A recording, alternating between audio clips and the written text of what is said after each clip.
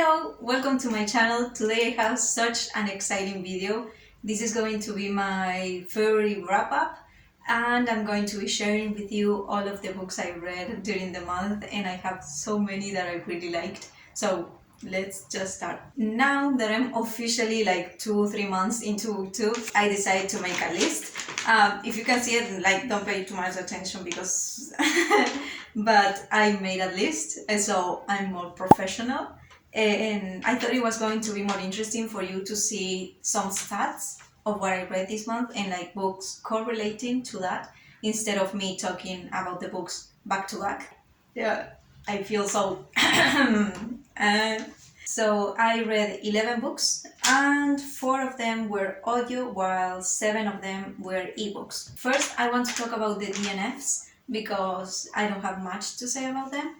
I DNF 3 books this month. The first one was Wicked Beauty. This is actually the only book I read that was written by a non-black author, and the only reason I read it is because I saw a TikTok about it, and this is the third book in a series I don't know the name of, but I read the first 2 and I really like them. Like, these books are great smart. I think this author writes great smart, but for some reason this one just wasn't it. The smart was really boring. The story on itself was really boring, and the characters were so shallow and superficial, and I really didn't like them, especially because Achilles and Patroclus are one of my favorite characters. Maybe it's also because of that, because they are my favorite mythology, like all of them, and this book just wasn't really up to what I expect retellings of Patroclus and Achilles to be. So I gave it 2.5 stars. Even if I DNF books, I will still give it a star rating if I know I have a reason why I DNF'd it. For example, the second book I DNF'd was God of Mercy, and this one I actually didn't rate just because I had an issue with the audiobook. I got to halfway point and I couldn't tell which character was who. I kept getting distracted. I couldn't really concentrate on the story. So I decided to put it down and listen to the audiobook once my brain actually is in the mood to actually listen to an audiobook, or just wait for the ebook to get to script and then I will read it. And then I also DNF'd Rise to the Sun. I'm doing a theme blog of trying out other books by authors who have created one of my favorite books, and Leah Johnson is who wrote You Should See Me in a Crown. That is one of my favorite books of all time, and I decided to pick this one up because it was just her. While I was reading it, I realized that it was going to be a romance that happens in 48 hours, like a weekend, and I really don't like that. Like, I know some people are super ready to fall in love and like have these magical moments, but like, I have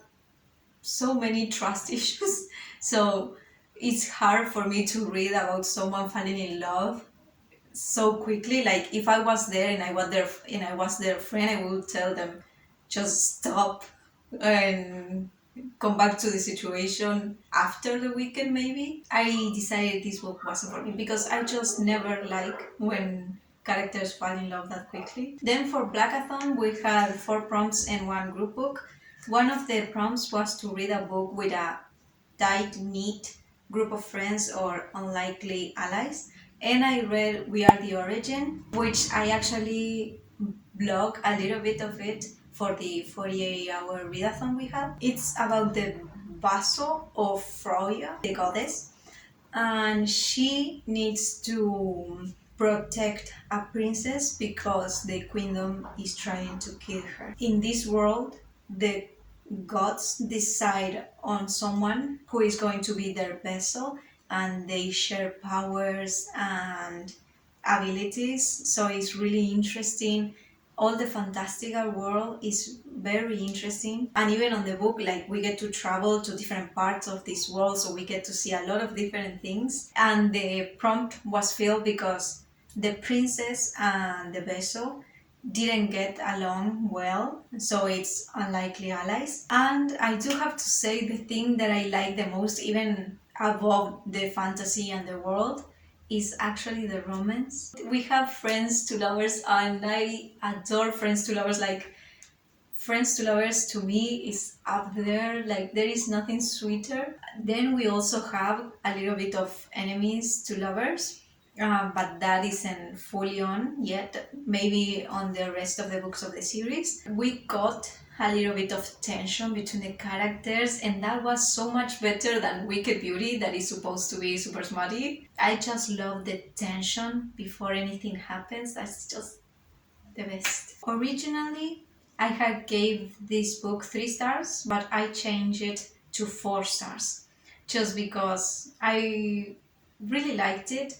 The only thing I didn't like was that the gods and the goddesses felt weaker at some point, which I really don't like that. Like, I want my gods and goddesses to be powerful, to be everything, like what gods are supposed to be. But something happened that made the gods and the goddess to look weak and to accept what other people were telling them to do, instead of actually taking at least a day to think and come to their own conclusions to what they want for their world. And if I was a goddess, I wouldn't let anyone tell me anything, basically, if I'm on my world, without questioning it at least a bit. Then we had to read a book that was set on Jamaica.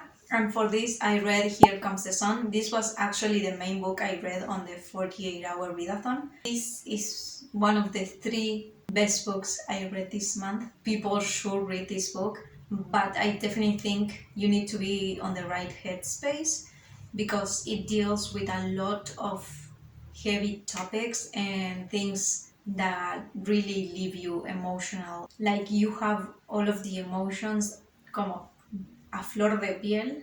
I will look up the trigger warnings, because I remember it has rape, it has racism, colorism, sexual assault, and I'm probably forgetting something, because it actually deals with a lot. It's about the story of our main protagonist. She is a sex worker since she was 16, and she's trying her hardest for her little sister to not be a sex worker and just continue studying. And she's trying to do her best. And there is a hotel that is opening up, and she's trying to become more financially stable.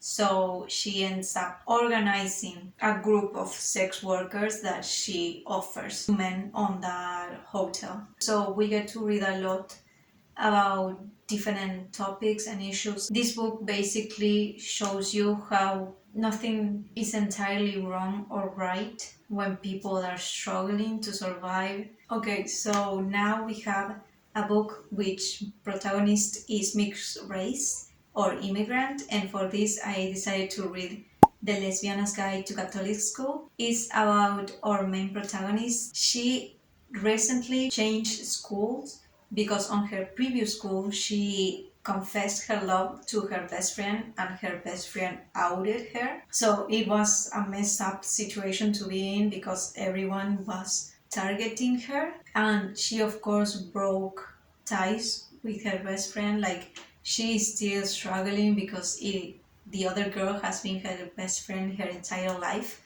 and now she has to completely forget about that, because that friend wasn't actually her friend. So now on the new school, the Catholics new school, she is making it her mission to appear straight, but it's really hard when you have a cute classmate who is openly queer. This is such an adorable romance between these 2 girls, these 2 teenage girls. I feel like they were 15 or 16. So it's super sweet and charming, but at the same time, it deals with these friendships that are toxic to you or that don't fully support you.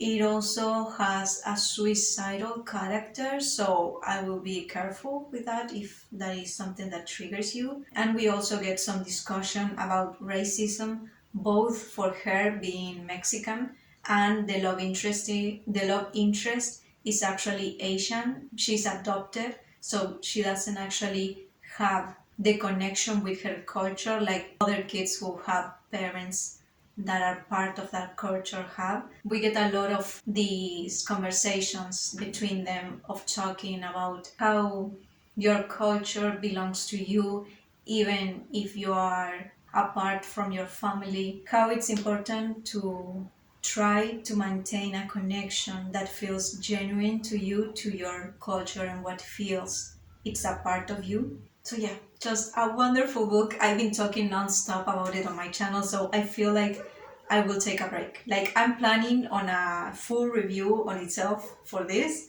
After that, I won't talk about it anymore. And lastly, we have a main character who has fantastical abilities. I actually read the book instead of listening to the audio, so I'm sorry if I'm not pronouncing it right, but I think it's Onyeka and the Academy of the Sun. This one is actually a middle grade about this girl that feels really shy, very out of place everywhere she goes. Like she just feels like she's different from anyone else, but she doesn't understand how until her friend is about to drown and she actually saves her. And the way she saves her is her hair actually moves and becomes like a balloon covering both of them, so then they can float, and she saves her friend.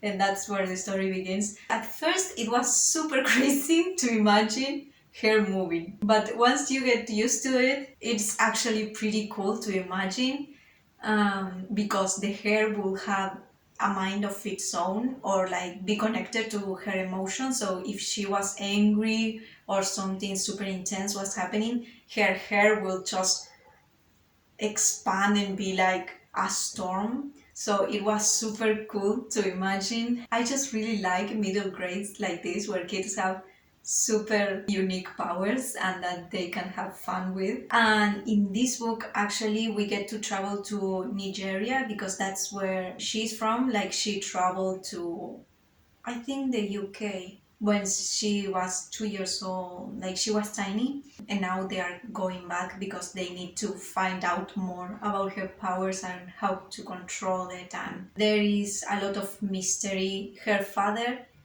has been missing for a long time, like he just left them. The only issue I had with this book, and like really bothers me, is the way this kid talks to her mom. Before she talked badly to her mom, she actually started thinking about how her mom basically raised her alone, how she has dealt with so much racism, how she has worked so many jobs trying to find something that pays well enough to support both of them, to give her a good life. Like that mom was doing her best to do everything for that child, and that child is speaking to her like that, like, kid, please. And lastly, we had the group book, which is Riot Baby. This one I really liked how it's written. It felt like poetry, but I usually don't like poetry, so this was more like whimsical, and I really like reading it. Like it has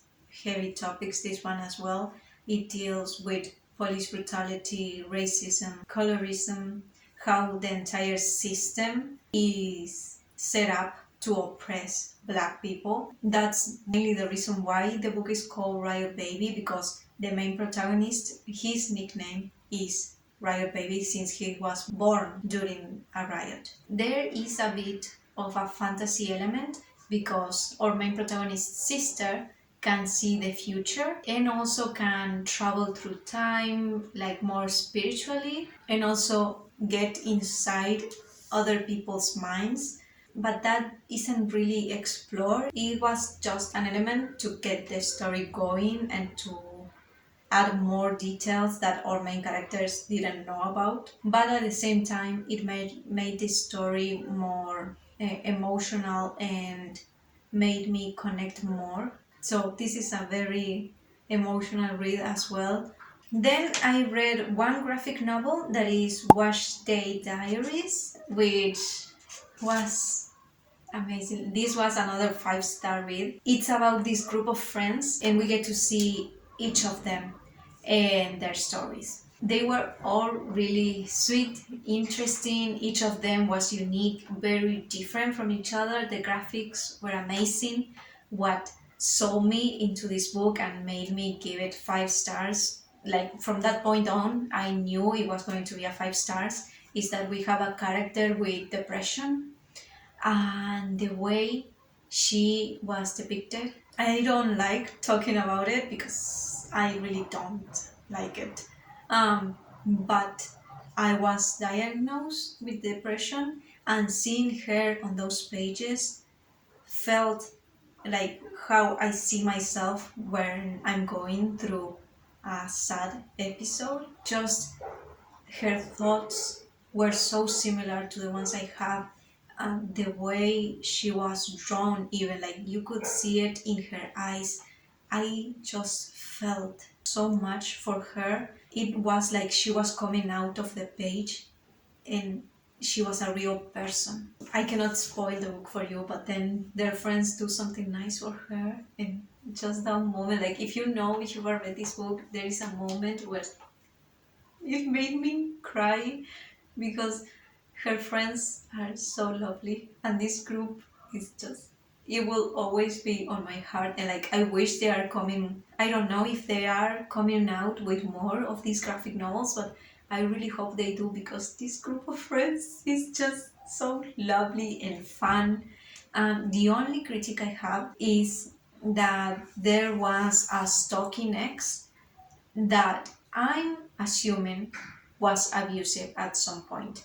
It isn't said on the book, but it's also not said. Like it's very faded how they talk about him, and then there is one scene where they confront him, and it was very comical the way they handled that, and I really didn't like that. Abuse is a very serious topic that shouldn't be treated lightly. Again, maybe I'm reading too much into the situation, but because it is so faded, it makes you question if it was actually abuse involved in the relationship, and if it was, it should have been handled more seriously. Still, I'm giving it 5 stars because the overall book is incredible. Just that particular scene bothers me. Two of my favorite audiobooks this month was, of course, The Lesbiana's Guide to Catholic School,